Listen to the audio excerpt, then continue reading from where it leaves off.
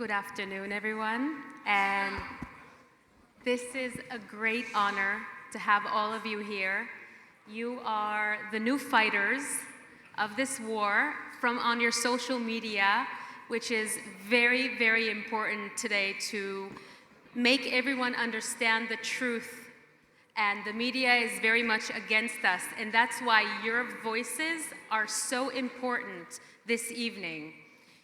I want to start with you, Emily, as a presenter and a journalist, very well known and an influencer on your social media. You have used your page to advocate for Israel, and I'm sure that was very challenging during these days and everything that these people are going through. Even me, on my page, I've suffered a lot of hate.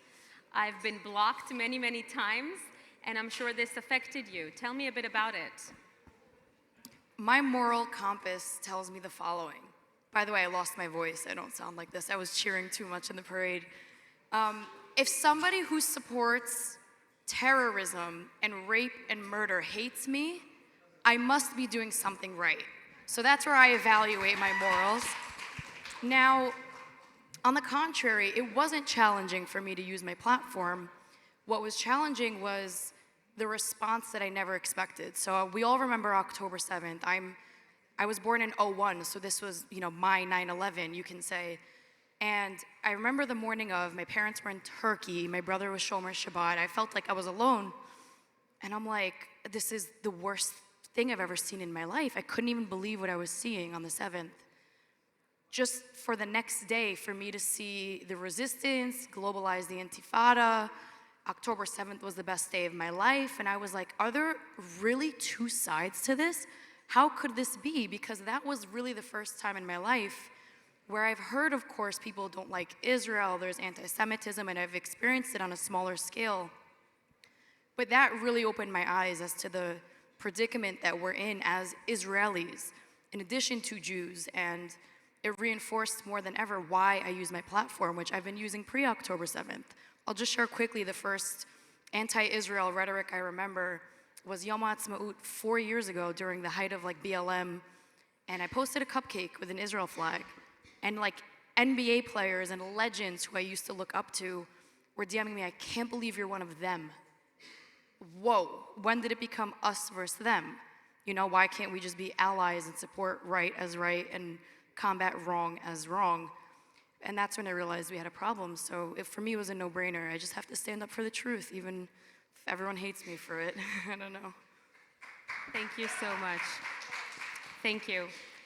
Tanya Zuckerberg, it is sorry.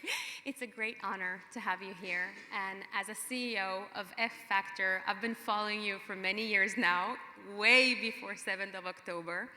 What made you use your page to advocate so much for Israel? It was not a tactical decision. I think Emily speaks to the fact that when you identify as a proud Jewish person and a Zionist, there was no overthinking the decision to use my platform to show my support. What happened on October 7th was probably the most horrific thing I've seen in my lifetime as a Jewish person. And probably like everyone in this room, I sat in shock, in dismay, and as if October 7th was not bad enough. The world's response to October 7th is what really shook me to my core.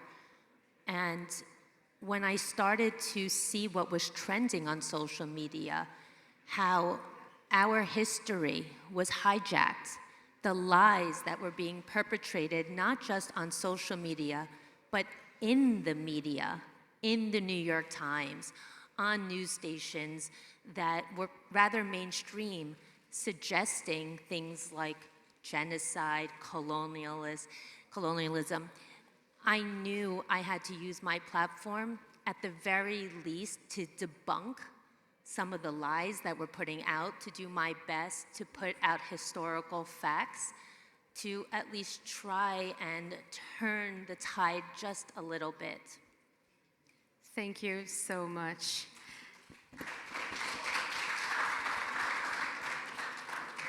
Victoria Zarkiev, not only that you are a very good friend, dear friend of mine, but you are also the owner of Choshen Media Group, which is representing a lot of very famous artists all around the world and in America. How did the 7th of October affect your work? Okay, thank you for the question, and I love you. So after October 7th, everything shifted. It's like we woke up and we started doing so much more charity work, pro-Israel. All our entertainers were like soldiers and their own influencers as well, and they became soldiers and spokespeople for Israel. And it was honestly so touching to see that it was not about financial thing now, but more of this is our job to defend our country. And I'm proud to say that our company is co-producing a series on October 7th called Handles, which was signed with Fox and Yes Network in Israel, so we're very excited about that. So any way we can bring in awareness, using whether it's our performers or using our production capabilities, we're there for Israel. Thank you so much. Thank you. Ami Kozak, I want to ask you something. As a really well-known comedian, musician, how do you balance the funny content you have been sharing for many years, way before 7th of October, with the devastating reality that we are dealing with? How do you combine the two? I think the encampments make it pretty easy to make jokes about, just watching their behavior. But I will say, echoing everybody's point, that, after October 7th, I think we all found ourselves in a world where everything was upside down. And, for me, I always used my social media platforms for entertainment and for comedy, for music. But those kind of things, entertainment and the arts, they exist in a world and function and thrive in a world where everybody respects each other's basic human rights and decency. And when that is violated, the days of comedy, the days of entertainment, the days of the arts are just as numbered as anything else. So in order for that to continue, I felt that this wasn't a decision to become political and take on politics and introduce that into my social media content. Rather, this was good versus evil. This was civilization versus barbarism. And until that is corrected at a basic level, the days of just entertaining people lightly are numbered. And I felt that in order to do that, I took a minute, because social media is inherently performative, so there's that grieving process. I just first wrote a statement, and then I just started speaking clearly and with some common sense on this issue. And I think it was helpful to cut through all of the noise that even people on the pro-Israel side have become succumbed to. Words like conflict, neutral language, morally ambiguous conversation that we've even become used to. And I was so sick of ceding that territory, especially after October 7th, when it couldn't be more clear who the good guys were and who the bad guys were. And to see the world's reaction to that yet again become confused, it seemed that comedy can wait for just a moment. And in the way that comedy tells the truth, I felt that I had to not only make people laugh and make people dance, but also make them think. And yeah. Thank you so much. Thank you, Ami. Yeah, that came out good. Yeah. Emily, I want to ask you something. How did the 7th of October affect your personal life? Oof. I actually,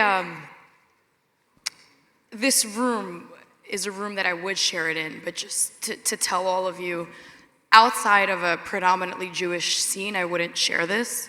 Especially like if there were any high schoolers here or college students here, I would not be sharing this. It took the worst turn ever. So being 23, I'm like still kind of reaching where I want to be career-wise, but I was funnily enough blessed that during COVID, my career skyrocketed in sports broadcasting, which is exactly where I wanted to be.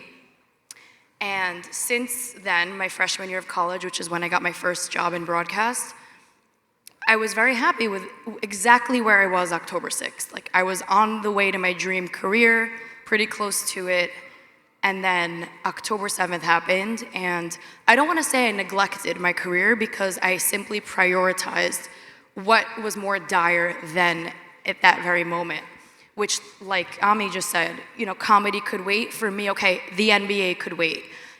And I blinked and I missed the whole season of sports because I was Israel, Israel, Israel. And that was the right thing to do. But now when I started to realize, like, okay, I have a job and people were actually lenient in letting me cut some slack, when I returned, I lost my brand deal. So Puma was my biggest brand deal and they boycotted Israel. How dare I ever advertise a company that boycotted Israel? So I lost my exclusive brand deal. Sponsors that were looking into my basketball show were not interested anymore. And drink companies, basically everything that was in the works, Bloomingdale's, pre the 7th, suddenly looked at me and they were like, our morals don't align. You don't have morals if you think what I'm doing is evil. So personally, I lost a lot after the 7th, but they say, you know, when one door closes, another door opens. And now I got into, you know, boxing, broadcasting, and I still do NBA just without my sponsors. And the reason I don't share that is because I would never try to discourage anyone, especially Gen Z and younger, to not advocate. I want everyone to use their voice, as we all have. And we've all sacrificed things up here. You know, it's not just me. We've all taken, at least the brave ones, have taken steps to reinsure that we're defending Israel property, that we're combating these false narratives online. Because if you don't, and we're going to look back at this moment in 15, 20 years, like God willing, one day I'll have children, and they'll be like, Ima, what were you doing on the 7th? Or like, even my little cousins one day. And what am I going to say? I pretended like it wasn't relevant to me? No, I fought. I fought online, and I debated people and who leaked my address on the internet, and all of that fun stuff. So it was hard, but I would do it again. She totally deserves it. She does. Tanya, I have another question for you. As a CEO and a Jewish activist, what are one of the most unexpected moments can you share with us? I think what's been surprising is the silence of so many female CEOs that I consider to be colleagues and friends, and these are Jewish women who have companies, but more importantly, social media platforms significantly greater than mine. And I was really shocked to find that they were not speaking out. I work with a therapist, and one of the things that I'm trying to work on is a liability of mine, which is I can be a little judgmental. And my therapist has taught me, rather than to be judgmental, be inquisitive. Question, why is someone behaving a certain way, rather than judging it? So I took this opportunity to, rather than judge these women for not speaking out, in a way where I'm disappointed, I'm frustrated, to sit back and say, well, why? And the more I thought about it, I realized that they're fearful. They're fearful of losing customers, they're fearful of losing sales, partnerships. And that's sad to me, because the opposite of fear is faith. These women have an absence of faith, because we know that what the work that we're doing, speaking up for Israel, is God's work. We are God's children. And I've been fortunate to have had some career success, but everything I have that's positive, whether it's my children or a successful career, yes, of course, it's hard work, but it's really just God's blessings. And anything, therefore, that God can touch, that to me is a space I want to be in. And when I see these women who haven't spoken, I just want to say to them, any short-term losses that I may be experiencing or that you think you'll experience, what God can do, God can bless you 10 times over. So don't focus on the short-term losses. Think about the work we're doing, how every voice matters right now. Now is not the time to live in fear. We have to live in faith. Thank you so much, Tanya. Thank you. Victoria, I have a question. I know there's a few very interesting projects you're working on. Would you share some of them with us? Well, I already shared Handel's project that we are working on. We're almost finished shooting it in Israel, so if anyone is in Israel, you can visit our set.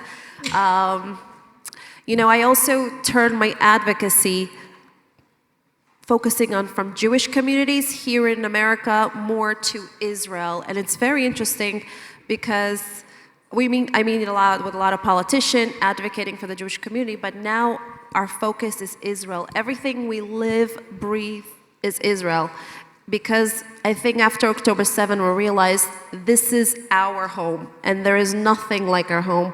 And with all the anti-Semitism that's happening, and we see it more than ever, it's like now we need to wake up and do whatever we can, otherwise we got nothing. And I have to say thank you to the anti-Semites because they made me even more of a proud Jew. And honestly, we will never stop fighting for Israel. So the more they hate us, the more we fight. Thank you. One last question, Ami. As a New Yorker, right? Yes. You have children. How do you see the future?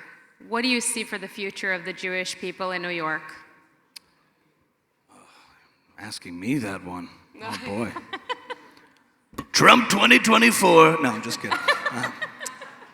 It's going to be great, folks. It's going to be so great. I couldn't resist. Somebody in the back wanted a request for the comedian to do a little Trump on stage, so I figured I'd lighten the panel. The kids are going to be fantastic. You know, my grandchildren are Jewish, too.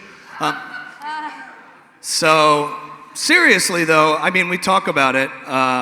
It's very weird, I will say, and it's really disheartening to now not have to wonder, as a grandchild of Holocaust survivors, both my mother's parents, my father's parents, all four parents, you grow up with this question. Living in America, living in a free, tolerant America in sort of the heyday of the 80s and 90s and 2000s, how did it happen? In an educated, first world society, how did it happen? It didn't happen in a backwards country. It happened when Jews were assimilated and integrated in the upper echelons. How did it happen? And on October 8th, the scariest thing for me, the sort of, I would say, generational trauma that was emerged suddenly was, I know how it happened. And that was terrifying, to say, now I have the answer to a question I wish I never did, but I know now. And then there's sort of, you can be of two minds about it. The model of stay and fight and tell the truth, but then you also know that we've seen this movie before. And you also ask, why didn't those people just leave? And at what point is that? And you don't want to be hysterical. And I always grew up with the instinct, even with grandparents of Holocaust survivors, my temperament was, no, guys, relax. We're in America, please. And when you see mobs of protesters across the West celebrating Hamas and celebrating the slaughter of Jews, and all you have to do is change the word Jew to Zionist, and there's all that anti-Semitism just pouring out of people.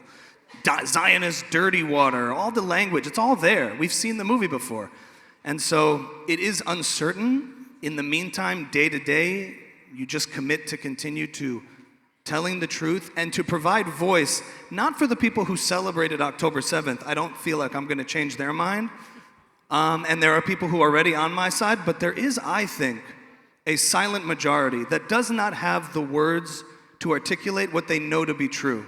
And I don't fault them for that. I think if you're removed from this issue and you're watching the encampments and the hoodlumism and realize, you know, I don't know what side I'm on, but I'm not on that side, the side that kicks down Grand Central Station and sets flags on fire. I'm on the side that has an Israeli flag and an American flag. Or if you're even pro-Israel, but at the end of the day, you've been co-opted by the language. Yeah, it is a conflict. Yeah, there are two sides to everything. And I would say no. In a lot of scenarios, to be one-sided is to be right. When a murderer murders somebody, the murderer is wrong, the victim is right, and that is one-sided. So to be one-sided is to be right, and I commit to that. Thank you so much. And on that note, I'm honored to award you guys with a very special prize. This is a chauffeur. This is a great honor because you guys have been doing such great work for the country of Israel and for the Jews around the world. Let's get up. I want to give everyone here an award. Oh my God. Wow.